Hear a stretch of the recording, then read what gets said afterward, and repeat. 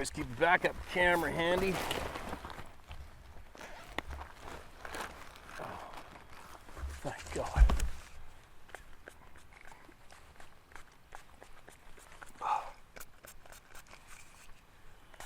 These little blood suckers are getting thick.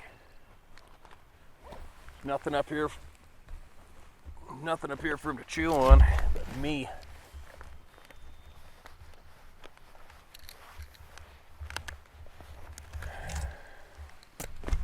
The more you talk, the more you breathe and stay stationary, that attracts them, right? It's your breath that gets them.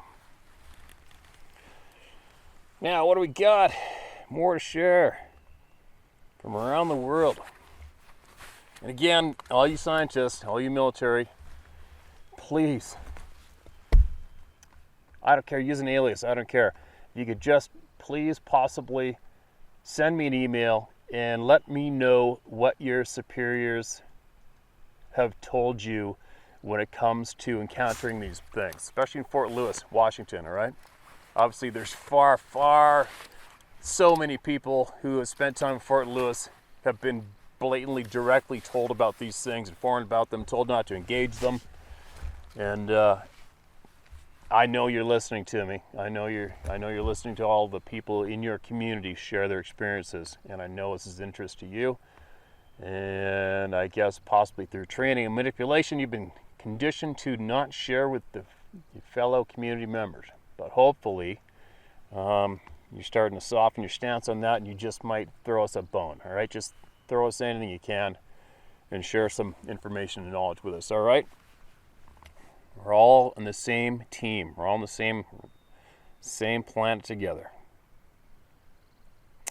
Steve, I rarely leave comments in YouTube videos, whether yours or anyone else's, but I felt compelled to comment on your video of August 21st, 2020, titled An Apology Email, my take on the recent traumatized researcher and more. And even more rarely, I send emails or messages to any group or page or channel or person. As far as that goes, I tend not to even talk to people in the real world in my daily life. I've never been one to speak just to hear myself talk.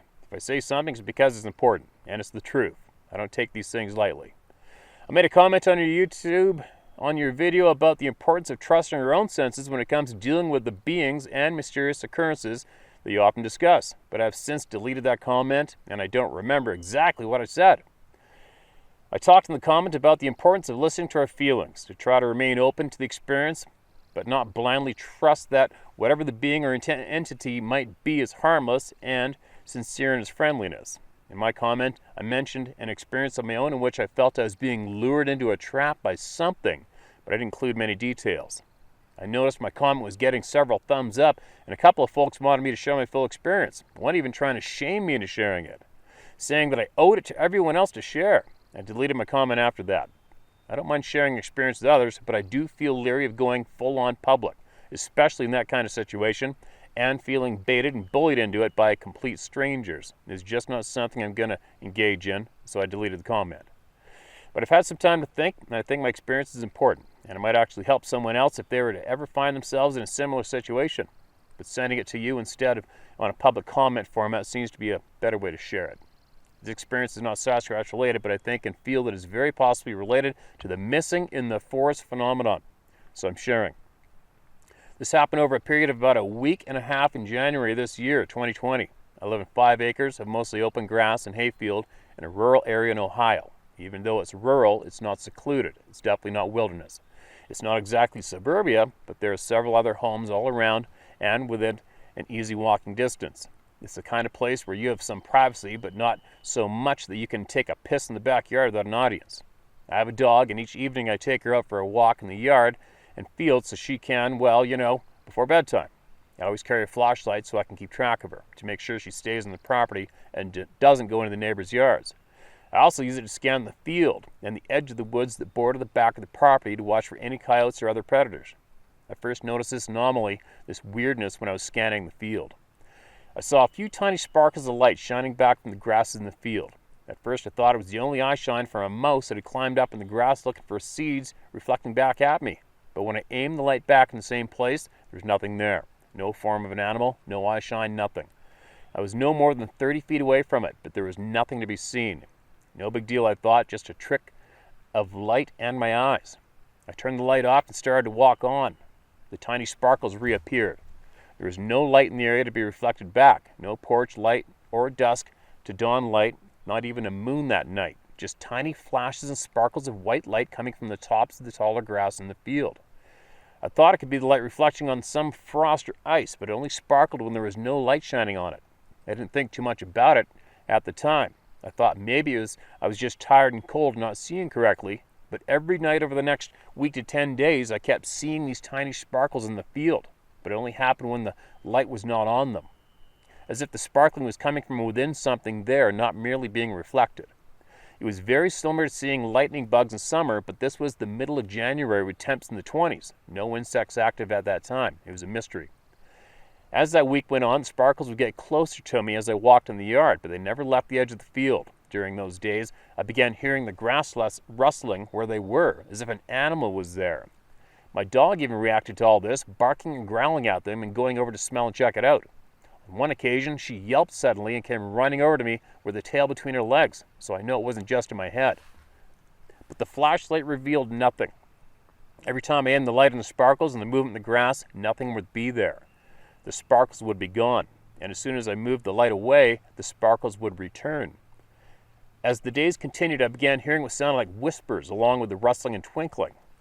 I didn't feel right about any of it. I felt that if they or it was benevolent and meant no harm, then they wouldn't be hiding and staying away from the light. They wouldn't be whispering and following me around without making themselves known in a more direct and honest way. The behavior was of something or someone stalking and spying, lurking and trying not to be seen. Obviously trying to get my attention, but instead of approaching me, they wanted me to go to them. I actually tried talking to whatever this was. I told exactly the above, that I'm willing to be friendly and interactive and to talk and communicate, but hiding and whispering and hurting my dog tells me that its intentions are not so good. And when things didn't change, I told it to either show itself or to go away and stay away. None of this sounds real. I know that. Even now I think I sound like a child in a fairy tale telling this parent some outlandish story that no one believes. I've had some weird experiences in my life. Seen some weird shit. I guess I'd have to say that since childhood, I've been aware that there is a lot more in this world that we know and talk about. So I wasn't terribly freaked out by it. Concerned and uncomfortable and becoming more afraid, yes. And I didn't tell anyone about what I was experiencing. Honestly, I happily thought I was hallucinating, and if it hadn't been for my dog's reaction, I really would have thought it was just in my head. So I guess what others might have said, so I kept my mouth shut. Then one morning I got a text out of the blue from a friend who lives a few hours away. He's of native descent and something of a spiritual person. All he said in the text was, "Watch for the sparks of light. It's the little people coming to help you out with a few things." It's the little people coming to help you out with things. I was shocked that he would say that because I hadn't told anyone about these sparkles. I had to really press for an answer, but I asked why he said that. He said, "They told me they don't want you to be afraid." I trusted this friend. I didn't think he would have any reason to be insincere. And I got excited about the whole thing after his message. And that evening when it got dark and the sparkles were around again, I was welcoming and happy. I thought, okay, this is exciting, and I was just being overly insensitive and scared. The sparkles were closer than ever that night. The voices were louder, and I could hear the laughter too. I walked around the yard and was kind of enthralled with it all. I was elated, almost giggly. Like a little kid with a new best friend or something. Just happy and excited and open to these light sparkles. They came a little closer and were louder, but they still didn't come near. As I walked, I came to my driveway, to the place where the driveway meets the paved road. I saw the sparkles in the trees and the little woods directly across from the end of the driveway. There were more than I'd seen before, along the trunks of the small trees and in the branches, so they made a rough circle just about as tall as me. They were flashing and sparkling. I heard the movement in the branches, and I could hear the talking, even though I still couldn't make it out, and the laughter was louder too. Even though I didn't understand what they were saying, I knew they wanted me to go over to them, to walk across the road into the woods, into the middle of the circle of them, and I was going to do it. I was happy to do it, excited and curious. I think it's imperative that we all strive to remain aware and critically cognizant of our surroundings at all times. After the message from my friend, I had forgotten to do that. I willingly ignored my own feelings and trusted someone else's words. I think it was the laughter that made me stop and think for a second. And for just that moment, I looked at the scene and thought a little more critically about it all. The sparkling lights were in the big circle bordered by 2 trees, and in the center of the circle was just a blackness. Then I paid attention to the urgent whispers and the laughter. It wasn't a happy, light-hearted kind of laugh or a playful giggle. It was the kind of laugh I've heard from 12-year-old boys when they're trying to be sneaky and snap a girl's bra strap. There was something a little creepy and vile and impatient about it, and it made me stop and think, maybe look more closely at the whole scene. That's when I noticed my dog. She had been standing right there beside me, but I hadn't noticed her. I looked at her, and she was staring straight at the sparkles. Her head was down, ears back, and her hair was standing up all down her back. She was ready to attack. I've never seen her snarl at anything or anyone before, but she was snarling at the sparkles. That's when I turned on the flashlight and aimed at the dark center of the sparkles, and there, close to the ground, were 2 things reflecting the light back at me. It looked like eye shine, but it was a dim gray color, not like eye shine I've seen before. I immediately closed off from whatever it was. I'd been open and welcoming and accepting and eager to share and communicate. But after seeing and hearing all this, the sparkles and the whispers and the laughter and my dog's behavior and the weird eyes deep in the darkest spot, I closed all that off.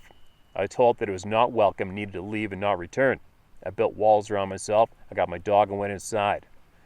I'm still not sure what happened. I have no idea what that was. I think I was clearly being lured into a trap.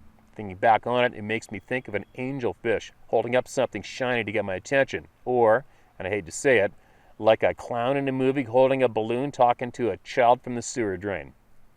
Looking back on it, I realize I should have listened to my own gut instincts and not a text from someone who I thought was a friend.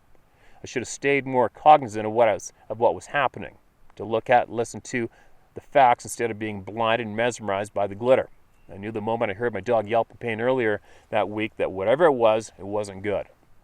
But I didn't listen to myself, and I don't know what might have happened if I continued to ignore myself and my own instincts. And that's what my comment on your video was about. That's the part I wanted to make more clear to others, that it's vitally important to stay aware of the realities around us, to trust your own gut and not go walking around blindly and overly trusting when having experiences with beings and entities that aren't human but are highly intelligent. Whatever these beings might be. Hell, we should do this even with humans, I think it's good to be open and willing to listen and communicate, but we also need to be wary about imposters, to listen to our own gut and pay attention. I tend to stay to myself, to keep my experiences quiet and not share them, but I'm beginning to think that things should be shared more often, these days especially. I don't know if this is all worth sharing publicly on your channel, but if you want to share it, if you think it might help someone else, I think I'm okay with that. I'm not going to share it with anyone else. That's all I have to say. Thanks for listening. Nathaniel Coleman, Secondhand Sunshine on YouTube. Nathaniel, thanks for that share, my man. And I'm quite certain if somebody else has had that experience, well, if you have, somebody else has for sure. And I'm quite certain they're going to talk about or mention in the comments below, or it's going to knee-jerk them to email it in, right? And I know I have heard numerous First Nations peoples speak of what they refer to as the little people, and I am absolutely not familiar with that at all. But apparently it is a very common spoke-up topic. So if anybody else wants to elaborate more on that, feel free to email it in, especially all of my First Nations friends out there. If you have some knowledge about the, quote, little people, end quote, fill me in, man. Fill me in. Send it in. Share it. Share it with the community, with the people, and share it here through me. And I'll make sure it's shared word for word. But anyway,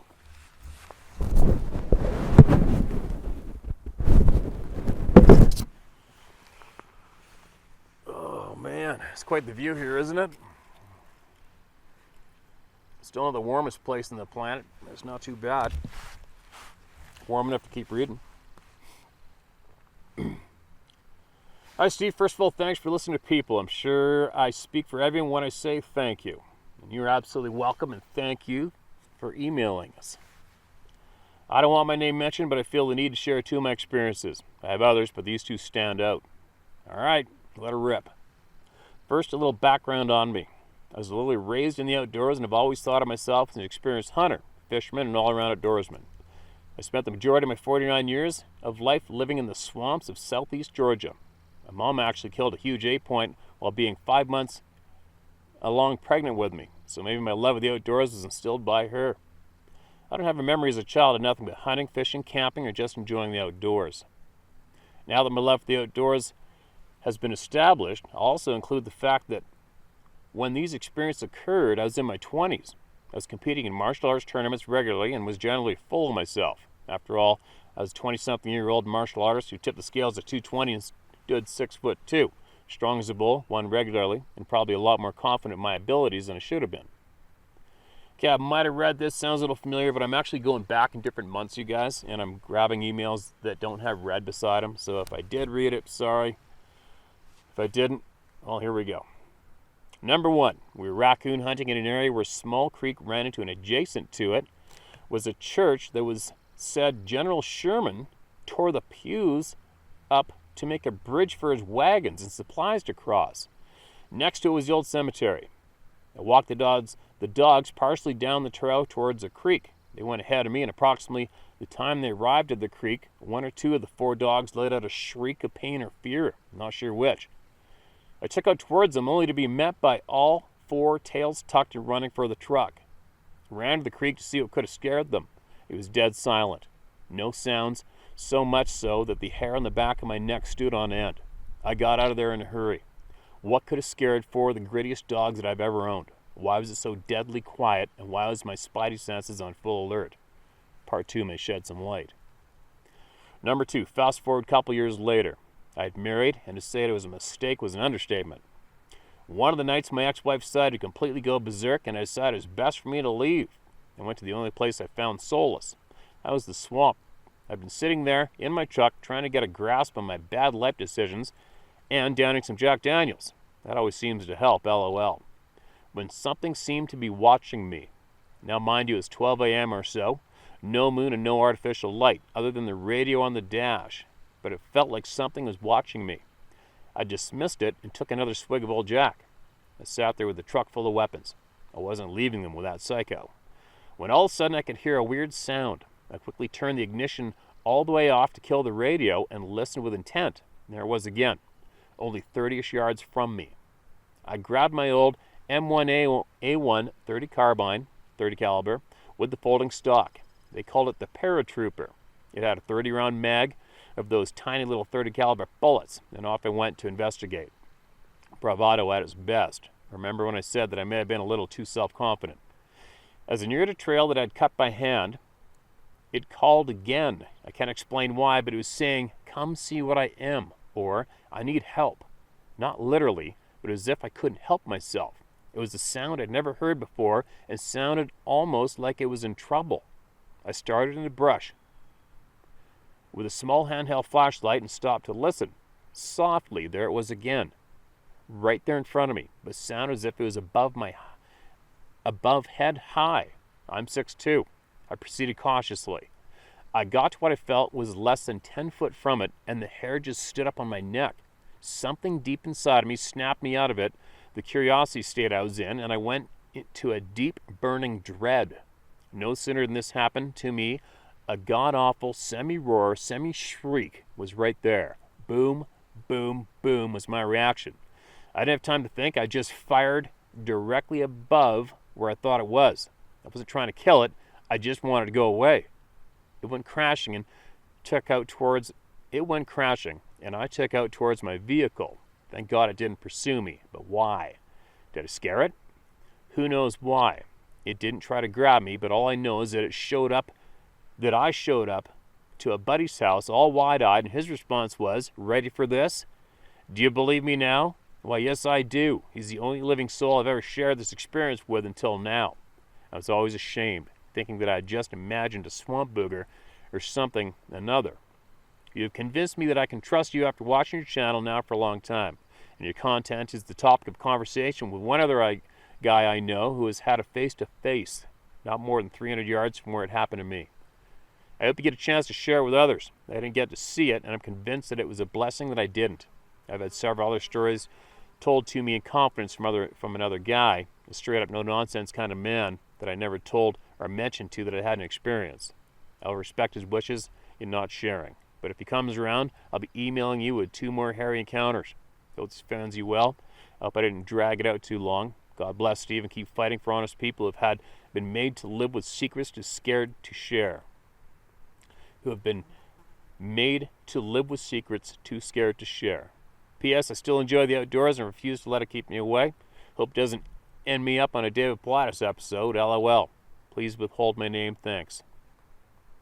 Okay, man. Thanks for sending that in. Sorry you picked a bad partner. Hopefully you either patch it up or moved on to salvage what's left of your life. Pursue happiness and not stay immersed in misery. That's quite the experience. And that's a shit eater of an experience.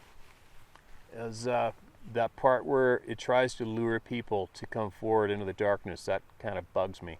I don't like that one. And I guess that's probably important we share the story with the planet so that everyone knows that this can go down possibly if it happens to you to don't go. Don't go see what's calling you in the darkness of the forest. I don't think it would be a good thing to do. Hi.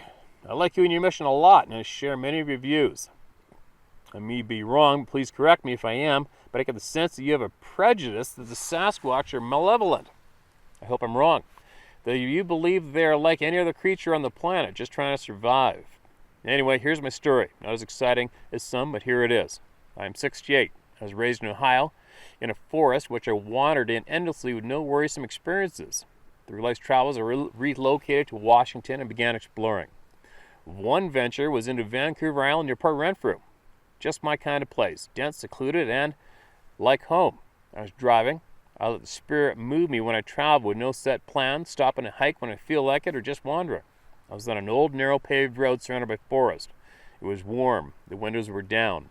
I was driving slowly, enjoying the sounds and smells. I came to a T intersection, onto another narrow road.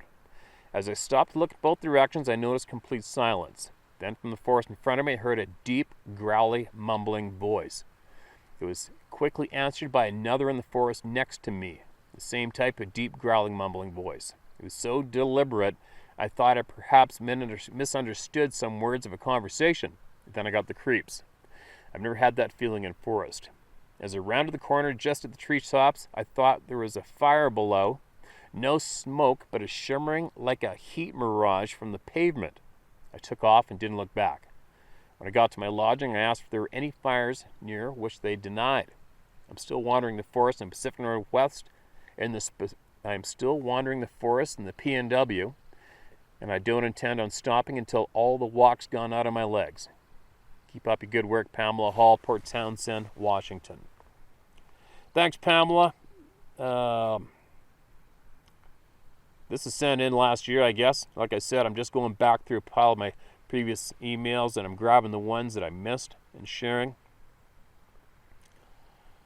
What do I feel about these things? I think there's all sorts of things running around out here that definitely don't have our better interests at hand. I think that possibly some of these beings obviously are possibly killing human beings. I can't prove it. Obviously, there's a handful of these things that have helped human beings in the past as well. There's families who have reported having ongoing experiences with groups of these things for generations, and none of it's been bad.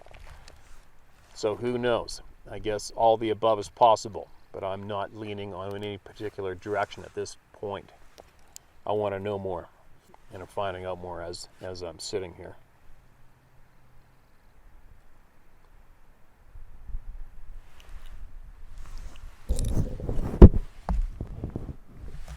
What else we got here? Hello, Steve. I watch your channel with great interest, and I'm so appreciative of the opportunity you provide for people to share their experiences. I got your book last week, and I'm already halfway through it. Great job putting it together. Thank you. I want to share my story with you. I've been researching Sasquatch since I first heard of them when I moved to the coast of BC in 1992. Over the years, I've read books, watched videos, and spoken with First Nations and non-First Nations people who have shared their own accounts of stories of their community members.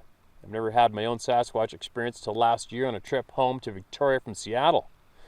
It's a possible sighting, but the more I think about it, I think there's a good chance it was a Sasquatch being that I saw. Here's what happened. About 3:30 p.m. on May 22, 2019, my husband and I were driving westbound on Highway 104 across the Hood Canal floating bridge in Washington State. As we approached the end of the bridge, I looked out the passenger side window down onto the southern tip of the beach at Shine Tideland State Park. I caught a glimpse of a tall, relatively slim guy, all in black, slowly walking up the beach halfway between the water and the trees, with his head down looking at the sand. I saw him from the side and above, seeing the left side of his body in profile. He seemed to have the build of a basketball player, maybe 7 feet in height, I'd guess. I said to my husband, "Wow, there's a guy down there head to toe in black. He must be so hot." It was a pretty warm day, and the guy was out in the full sun. We had the AC on in the car, and even so, I felt too hot. I was puzzled because my impression was that even this guy's head was the same black color as the rest of him, yet he didn't seem to be wearing a hoodie or toque. His face seemed to be the same black color, and I got no impression of brown or white skin on his jaw, just black, and the same as the top of his head. He didn't have long hair hanging down to hide his face either. The strange thing was his blackness was very even, the same shade all over his whole body. There were no clothing shapes of any kind, and I don't recall what his feet looked like. In the few seconds of zipping past him, my mind got stuck on how hot this poor guy must be. Over the next few minutes, I realized that he could have been a Sasquatch foraging on the beach, and said so.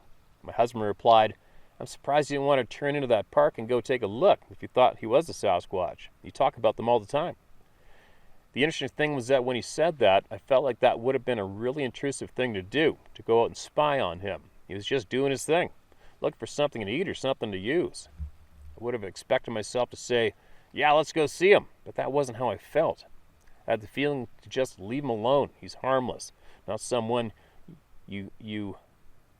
not for someone to go and gawk at. A couple of days later, we got home. I searched online and found a report that the sheriff in Port Gamble, near the Hood Canal Bridge, has had his own Sasquatch sightings. Attached a couple images, the map showing the area and the closest drawing I could find that looked like the being I saw. Thanks, Josie Byington. Josie, thank you so much for that share. Appreciate it. And the photographs.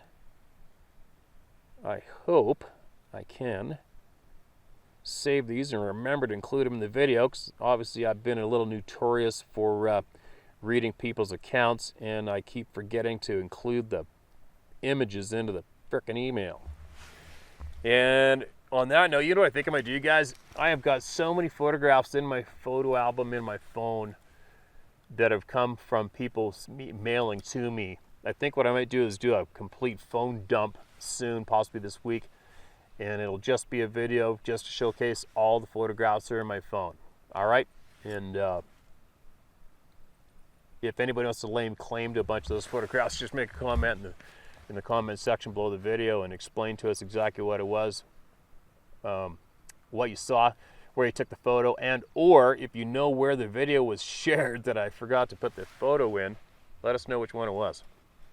All right, what do we got? One more, then I'm going to move down an elevation. Hey bro, this is hard. I'm weeping trying to get through this and I can't even express myself properly. Okay, I've gained composure and wish to tell you my encounter. It was around 1986 and we, a bunch of my buddies, were camping at on the point that in Crow Lake in Ontario, Canada. And we were just doing the normal camp out and eventually went to bed. I woke up to really heavy footsteps by our tent. I mean heavy. It was not a bear or even a human. I could feel the pressure on the ground beside me in the tent. I knew shit was up. I wasn't sure what, but I knew it was not in our favor. I heard rummaging around the fire, and dumb as kids don't know of camp safety, so the coolers were being flung around like Chris Farley, the ass in your kitchen. So I tried to relax thinking it was a bear, but the ground being shaken was way too much for anything but a tractor or, yeah, a 1,000-pound animal. So I panicked and started screaming and woke everyone up. We all gathered out of the tents. Oh yeah, they were WTF. I said something is in the camp, and they laughed. I pleaded for them to go home, and they obliged. We were dismantling the camp when I was untying the one rope to the tent, pitch dark. When I bent down to unwind the rope, I looked right into the face, 2 feet, of a Sasquatch. I heard it breathe. I was so terrified I jumped up and said, F everyone, and pushed the 12-footer off the shore and started the 9.9 in full reverse. I feel like a dick, but man, that thing was scary. I think commotion startled it. I seen it. Dude, I did. I looked right into its eyes. It smelled horrible, like dead fish. We all lived in and no hard doing, but scared the bits out of me. Oh, we all lived in no hard doing, but scared the bits out of me. I never told anyone before. Then I remember there was a time when we were walking into the woods, same spot, and a bunch of us kids were yelled at from the woods. It sounded like a witch, but worse, deep, scary as F. Anyway, I loved your channel. Thank you for believing as you have seen them, so have I. Have you ever thought maybe they only trust a good heart that carries love? I'm convinced they are smarter than us and have abilities we lost through evolution. Man, that is another rabbit hole. God bless you. I am to be in BC on the island, but stuck in Ontario. Yes, they are here, brother. Thanks again, my friend. You're awesome. Love to fish or hunt with you. Hugs, bro. All right, man. Thanks for that email. I see another one here attached to the bottom. This sounds kind of familiar. Maybe I read these, maybe I didn't, but I'm going to carry on because this is too long. And if I did miss it, I'd hate to skip over it again. It's a mistake when you see them. I never told anyone my story because I am told it doesn't exist, even when I seen the upper. I don't know male or female, but I looked into its eyes. It haunts me. Nightmares are gone, but I want people to think instead of cognitive dissonance. Remember when Santa wasn't real anymore. I seen what I seen. It will never leave my mind. I feel maybe only people they trust allow to see them, even if we didn't want to see it. I had no fear, just was startled, and I am sure I peed. Yes, I pulled the boat back into shore, and everyone was W2F, W2TF. Dude, I seen it. Details.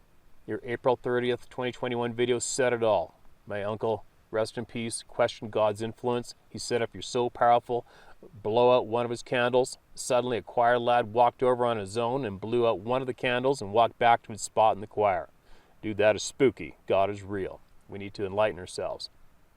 I don't think you will ever see a Bigfoot if you have a dark heart. You need to be pure to see them. All right, man. Thanks for those shares, all right, Ben? And be safe out there. And if the shit ever flies again, try not to take off on your friends, all right? We all need good backup out here, out there, out everywhere. But anyway, I'm going to move down elevation, show you guys another view. And I'm going to share a bunch more emails, and I'm going to get my butt off this mountain and go get some food.